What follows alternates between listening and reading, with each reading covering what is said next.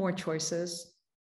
It's a parliamentary system, and you have more parties to vote for. And I think a lot of people in the United States are fed up because there are only two parties that are kind of right now in a fight to the death, I think.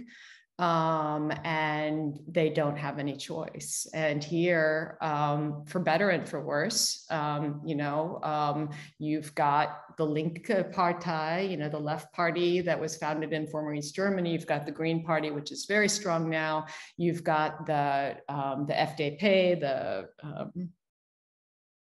Freie Demokratische Partei, which is sort of a libertarian party. You've got a conservative, the Christian Democratic, and the Christian Socialists, both of whom are still to the left of the, I don't know if they're the left of the Democrats, but they're far to the left of Republicans in the United States. And now you've also got the far right, which is very active here.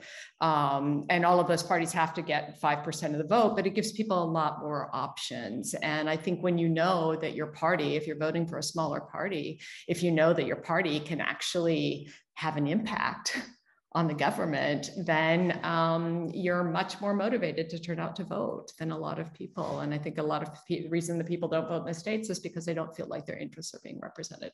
I vote all the time. I think everybody should vote all the time. Please put that on the record. But I think a lot of people are just fed up.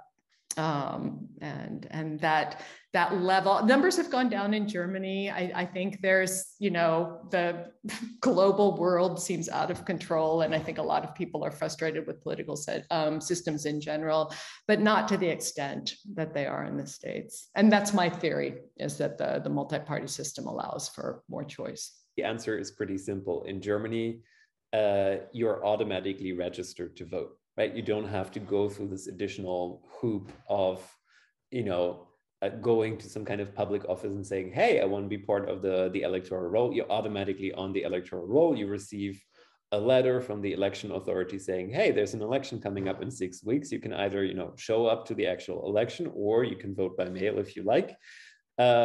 And so, overall, it's relatively easy to vote in Germany. And it's probably also, since it's a more, especially for federal elections, a sort of more centralized experience. We don't have the whole issue of there being separate elections taking place in individual states who then make up an electoral college, but it's, an election that really takes place on a federal level. There's more of a sense of community, I would say, for these elections. And, again, Germans on election day, people will turn on the TV at 6 p.m. And they want to know the results. So there's a bit of a sense of sort of a collective duty to go vote as well. Okay. Oh, and perhaps one more thing, turnout has been going up as well since the AfD has been an option to vote for an election. So people who beforehand might not have really seen a purpose in going to vote because no party sort of represented their interests, they now have the AfD that they can vote for, which is a far right party, and those people didn't really have an option beforehand, so they might have stayed away from the vote altogether by saying, well, I don't want to vote for a conservative party that I don't really consider conservative. But a lot of these people now see the AfD as an alternative. So that likely plays into the hands of increased voter turnout as well, because these people now, see a purpose in voting instead of bringing this far right party into the parliament.